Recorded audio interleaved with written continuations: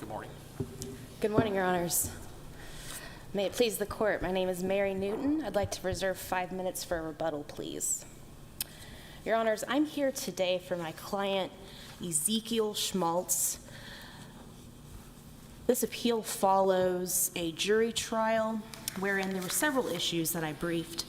I don't expect that I'll be able to get to all of them today, but ultimately, we feel that Mr. Schmaltz's rights to due process, to confront witnesses, to present a defense to a fair jury trial were impinged by these errors.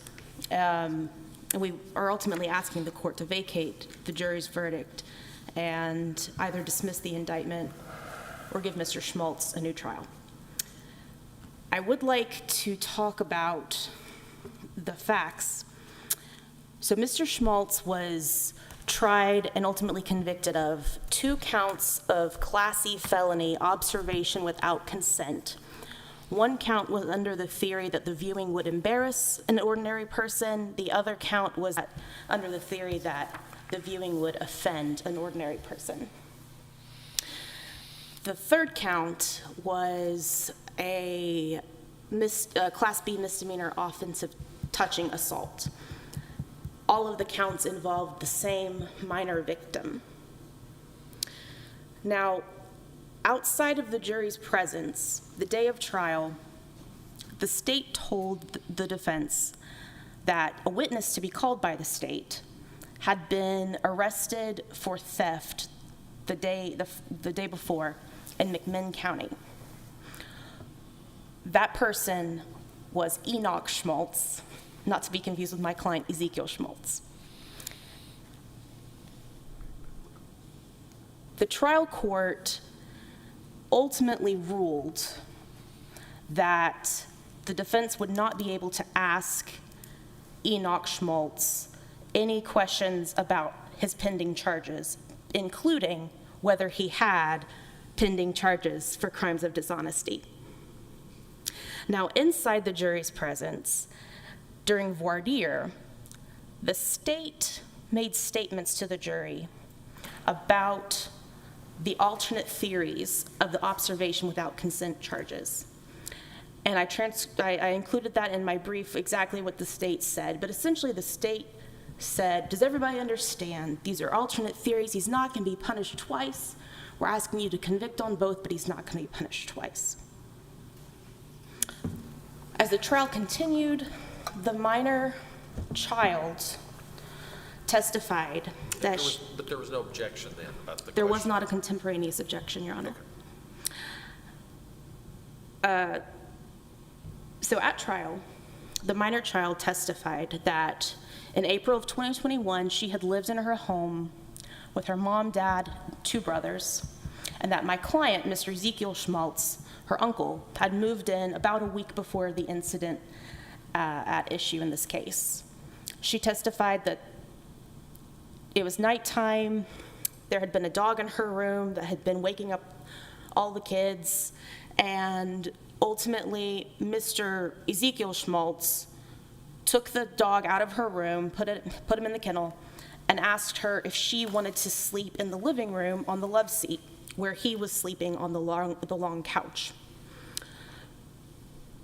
The child testified that she woke up to herself having been uncovered and her pants being a little bit lower on her waist than whenever she had gone to bed.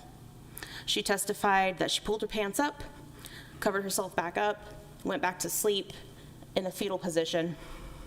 Then she woke up sometime later to a second time where her pants had been, again, lower on her waist than whenever she had gone to bed. And that Mr. Schmaltz said something like, oh, I thought I saw something. Of course, I wanted to point out to the court that the love seat she was laying on was right in front of a window that did not have any blinds or curtains, and that is the picture of that window and the position of the love seat is preserved in evidence. She testified that she rolled herself up like a burrito, and there was a third time she woke up where her testimony is that her pants were low enough on her body to expose her underwear, and the defendant was holding her ankles straight down, shining a flashlight on her body. She testified that he ran away, that she also then ran into her room, and that later in the morning, whenever her father and her uncle had left and gone to work, she told her mom about what had happened with her uncle. Ultimately, let me also mention, in her direct examination, the minor child said that her uncle had been her favorite person, her world had been shattered by this incident. On cross-examination, she was impeached and ultimately admitted that she had told the forensic interviewer that she actually felt great about having no more contact with her uncle, that she had never really been close with him to begin with. There were other witnesses called, including the mom of the child. She testified to the child having said that my client pulled down her pants. There was an objection that was made. The court allowed the mom to testify about this, saying that the defense had opened the door by impeaching the victim about her feelings towards her uncle. An officer that had been the first on the scene, Officer Krista Canning, testified, and ultimately the court allowed her to testify to the child's statements about waking up to her pants having been lower and lower on her body, and her body-worn camera interview with the child was admitted into evidence over the defense's objection. Additionally, the forensic interviewer, Kelly Sanders, was allowed to testify to what the child had told her about waking up to her pants being lower 3 times, and her forensic interview was also admitted into evidence over the defense's objection. Now, at the end of the state's direct of this witness, the state asked if we could all approach, and the state told the court that they looked into the issue and that the defense was right, that these prior statements were not to come in as substantive evidence, and asked the court to make a limiting instruction as to Ms. Sanders' testimony, which the court then did. The jury got the case, and during deliberation, they asked one question, and that was, where can we find the video of the officer interviewing the child? And the court responded that that interview was not to be considered as substantive evidence.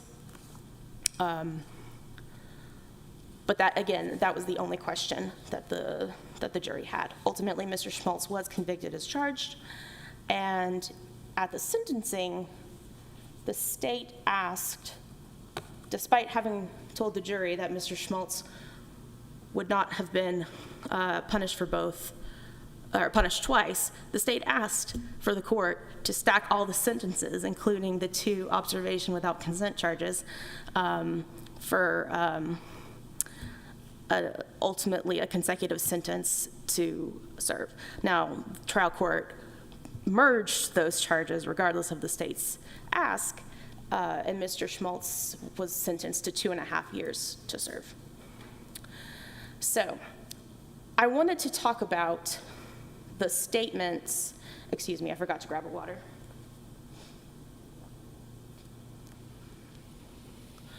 Our position regarding the defense attorney making statements to the jury during voir dire is that this was an improper comment about sentencing. As we all are well aware, TCA 4035-201B says that in all contested criminal cases except for capital crimes, the judge shall not instruct the jury, nor shall the attorneys be permitted to comment at any time to the jury on possible penalties for the offense charged, nor all lesser included offenses. And so there's also case law where similarly a prosecutor made comments to a jury about the doctrine of merger and alternate theories merging and the defendant not being punished twice. And this court has found that that was improper, that that wasn't allowed, it shouldn't have been done. Excuse me. And so part of that analysis goes to the improper comments on behalf of the state. And so there are factors that we must consider the conduct complained of in context and in light of the facts and circumstances of the case, the curative measures undertaken by the court and the prosecutor, the intent of the prosecutor in making the statements, the cumulative effect of the improper conduct and other errors in the record, and the relative strength or weakness of the case. And so what we would ask the court to find is that all of these factors do weigh in favor of Mr. Schmaltz in this case. As I shared with the court, these statements were made during voir dire, and ultimately, in contradiction to this position the state was presenting to the jury. At the end of the day, the state asked for the court to do the opposite, to in fact punish Mr. Schmaltz twice, which ultimately didn't happen, but I do think goes to proof of the intent of the prosecutor. Did the court, when he wound up sentencing the defendant and running the sentences, did the court merge the offenses or sentence them and run them concurrent? The court sentenced him to run, they ran concurrently. Counts 1 and 2 ran concurrently with each other. Should they not have been merged? They should have. So I think I understand. So it was the same offense committed in two separate types of ways. So should it have not been merged, the two convictions? I understand what the court's saying. So the practical effect was that they did merge as far as the service of the sentence went. But do you mean that they would officially need to merge so that he didn't have 2 felony convictions? I mean, what if we decide to reverse on one and affirm on the other?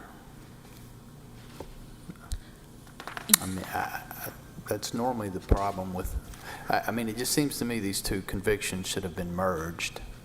Yes, I agree with you, and I apologize to the court. I actually hadn't realized that distinction until it was brought to my attention, but I do believe that's correct.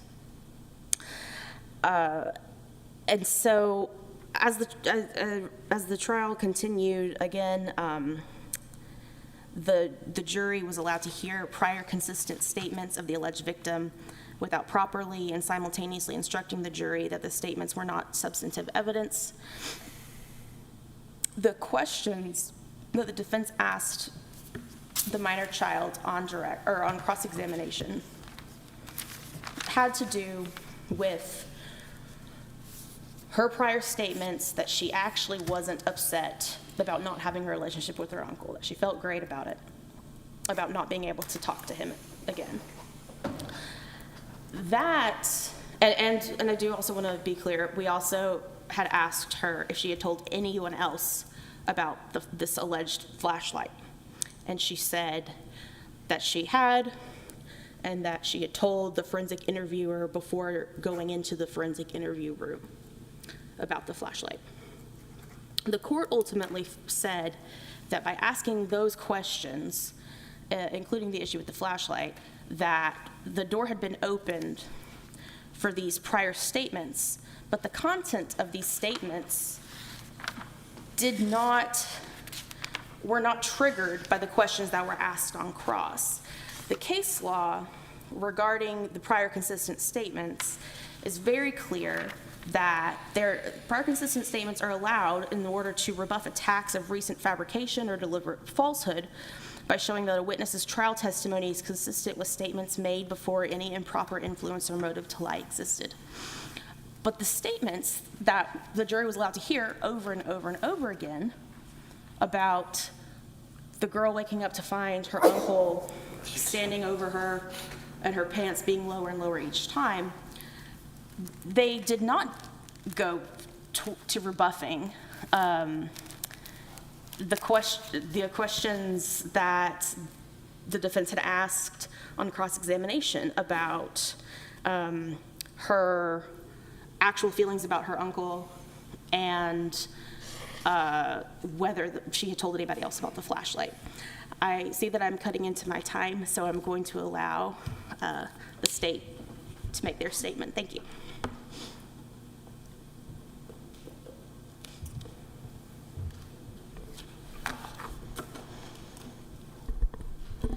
Good morning, and may it please the court, Caroline Weldon on behalf of the state.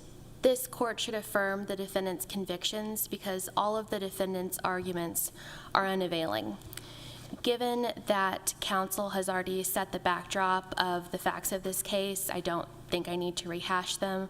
However, I would like to add that on the night in question, the defendant did tell the victim's two brothers to stay in their room and close the door behind him, which her brothers testified was unusual and not something that he typically did. And after the victim told her mother the next morning, and her mother called the police, and police arrived at the house, they did speak with the defendant outside the house, and during that exchange, the defendant said repeatedly that he apparently had pulled this kid's pants down the night before.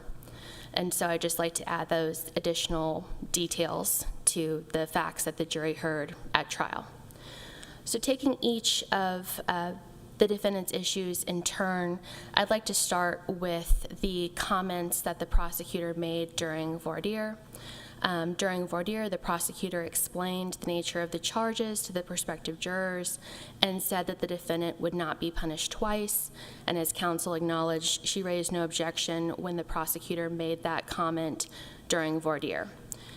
In his principal brief, the defendant appears unaware that he has waived plenary review of this issue, but he has waived it by not making that contemporaneous objection at that juncture during voir dire.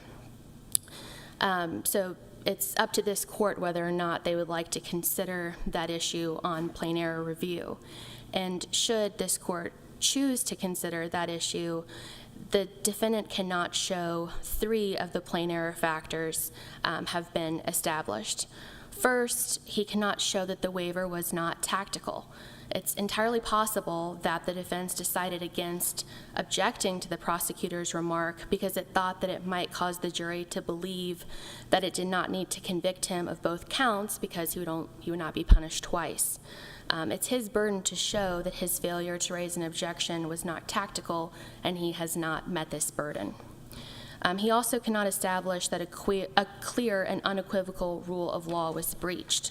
Although the prosecutor should not have made this very brief comment regarding the alternative theories of the case, his remark was not expressly prohibited by any law, and he did not comment on possible penalties or a range of punishments or legal doctrine. It seems as though he was just trying to be conversational with the jury and he shouldn't have offered that additional comment, but he did. But in any event, this is a very different situation than that presented in Lockhart, that this court reviewed and saw that the prosecutor canvassed these principles of merger and double jeopardy and different sentencing options. That's not what happened here. And even in that case, this court found that the prosecutor's remarks did not rise to the level of reversible error. And third, the defendant cannot establish that substantial justice requires consideration of this error. The jury was presented with compelling testimony from the child about her uncle's wrongdoing, and the defendant appeared to acknowledge that behavior when he spoke with police outside the home the next morning. So again, the prosecutor's very brief comments during voir dire simply had no impact on the jury's verdict, and the defendant cannot show otherwise, and thus he is not entitled to plain error relief on this issue. Turning now to the testimonies about that the victim's mother, the responding police officer. Well, before you leave that issue, let me ask you the same question I asked counsel for the appellant. Do you believe these offenses should be merged? I do, Your Honor. Are you aware, I've had a chance to look at the judgment now, and that was not done in this case. Do we need to address that in our? Yes, Your Honor, they should have been merged. The defendant did not advance any sentencing arguments in their brief, so we did not address those in ours, but you're correct, Your Honor, that those should have been merged. I mean, it does appear that the trial judge ran them concurrent, That is correct. the 2 years, but it does not indicate that they were, and we all agree that they should be merged. Yes, Your Honor. Okay. Yes. If there are no further questions about that issue, I'd like to turn to the prior consistent statements that various witnesses offered after the victim's credibility was vigorously attacked on cross-examination. So these prior consistent statements rehabilitated her credibility after the defendant extensively attempted to discredit her on cross-examination. Specifically, at trial, the defendant's theory of the case was that his niece had made up the story about him because she wanted him kicked out of their house, which to my mind means that the defense wanted the jury to believe that a deliberate falsehood about her uncle. And given the nature and the tenor of the defense's attacks on this child witness at trial, the trial court decided that her credibility had been sufficiently attacked to necessitate these other witnesses providing their accounts as to what the victim had shared with them in the hours after the events occurred. They were all clearly hearsay, though. You would agree with that? Yes, Your Honor. And there were several witnesses that were allowed to give, I guess, what we would call an initial disclosure kind of exception to the hearsay rule, correct? Yes, Your Honor, that's correct. And all of that was done in the name of trying to correct the vigorous cross-examination of the victim about her inconsistent statements. Correct, Your Honor. About really two main areas. First, the relationship of the victim and the defendant, and whether that was a good relationship or whether she would have had any reason to accuse him of this and lie about what he had done to her. And the other being this additional detail about the flashlight from his cell phone that she adds at trial, which everyone agrees that she did not share that detail, or at least it's not in the record if she shared that detail with anyone before trial. And so given those two areas of impeachment, the trial court thought it was necessary for the jury to hear from these other people about the account that she gave, which was essentially consistent with just the addition of the flashlight was the only thing that changed. And all of these witnesses shared that the victim had a good relationship with her uncle. She only felt great about his absence from her life after these events occurred. So it does not seem that she had any reason whatsoever to have wanted his absence from their house. It's not as though he moved in and took over her bedroom or somehow changed her daily routine. So again, that's why the trial court thought it necessary to have the jury hear from these other witnesses to rehabilitate the child witness in this case. Shouldn't when you rehabilitate with prior consistent statements, shouldn't it be about the same topic of the inconsistency, or can it be just anything that the child said that was consistent? It probably should have been more narrowly constrained at trial. But the testimony that these witnesses offered was pretty brief, and to my recollection, trial counsel did not raise an objection until maybe partway through some of their testimony, so some of that came out before there was an objection raised to some of that testimony. Yes, Your Honor. And I believe that covers the arguments that counsel raised, but I am happy to address any other issues should this court have about any of the other topics in their brief. But if there are no further questions, I'd ask this court to affirm. Thank you.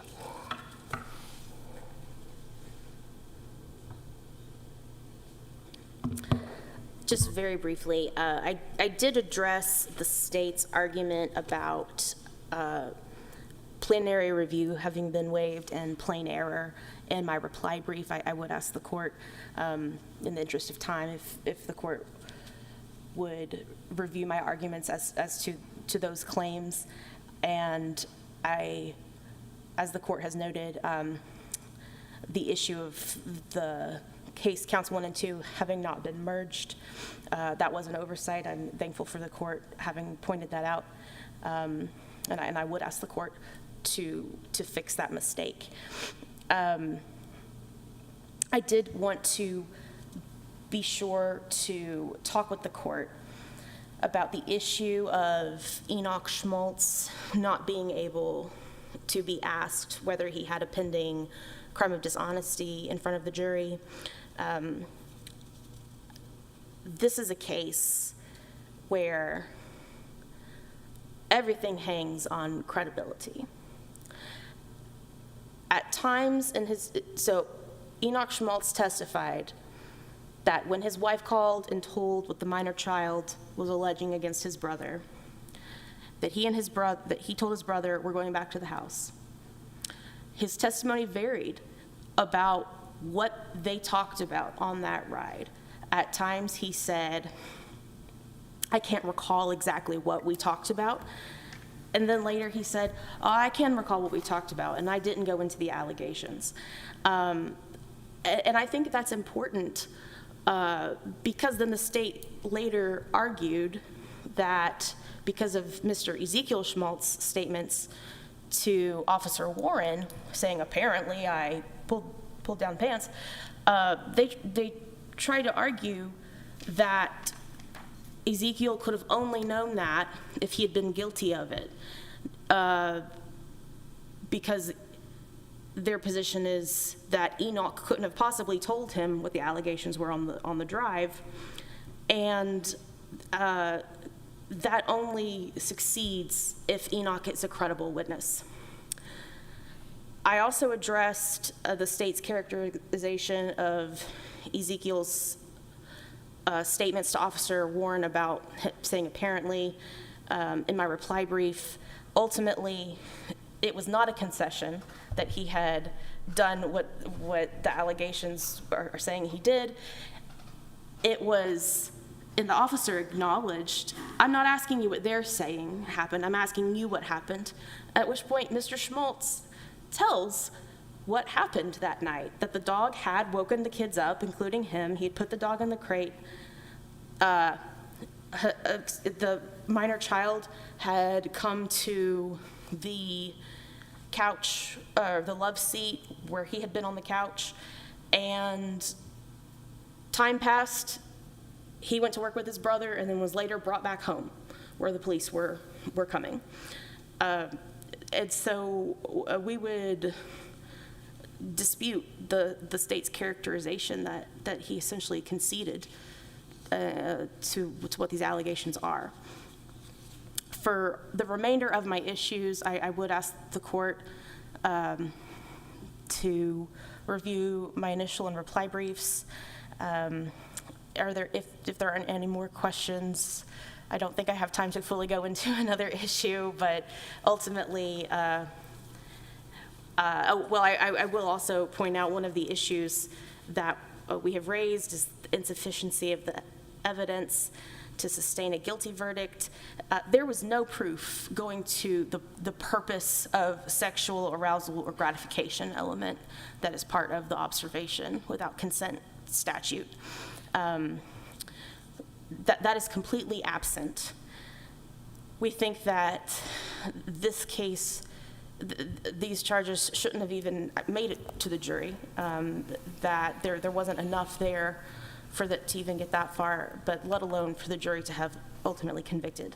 And so for all the reasons briefed, we are asking the court to vacate this jury's verdict. Thank you, Ms. Newton. Thank you. Just for the record, this is a trial that was conducted about 20 feet away from my courtroom and office. I consulted with Judge Sanchez, particularly when he was on the bench early on a lot of cases. This is not one of those cases. I looked through the transcript for my name. The only mention was I had some jurors that same morning. So I don't believe I have any conflict in this, but I did want to disclose that this is not a case that I was involved in at all with Judge Sanchez. Thank you, Your Honor. All right, then we're adjourned until 1:30. All rise.